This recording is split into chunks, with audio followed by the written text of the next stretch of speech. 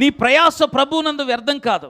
నువ్వు ఒకవేళ దేవుని సన్నిధిలో ఏదైనా చేయటానికి, ఒకవేళ దేవుని పని కొరకు ఏదైనా ఇవ్వటానికి కొంచెం కష్టపడ్డావా, కష్టపడినా కంగారేమి పడకు. నువ్వు పడిన కష్టము ప్రభువునందు వ్యర్థము కాదు. ఈరోజు అది ప్రతిఫలము లేని దానిలాగా, నష్టంలాగా నీ కళ్ళ ముందు కనబడవచ్చు. కొంచెం డబ్బులు అయ్యో నాకుంటే నాకు ఉపయోగపడతాయి, ఇవెందుకు దేవునికి ఇవ్వాలి అని అది ఒక నష్టంలాగా నీకు కనబడవచ్చు. కానీ ప్రియ దేవుని బిడ్డలారా, దానిని దేవుడు లెక్కించి ఏం చేస్తాడంటే నీ ప్రయాస వ్యర్థము కాదని మాట్లాడుతూ ఉన్నాడు. ఆమెన్. దేవుని పని చేస్తే నీ ప్రయాస వ్యర్థం కాదు. దేవునికి ఇస్తే నీ ప్రయాస వ్యర్థం కాదు.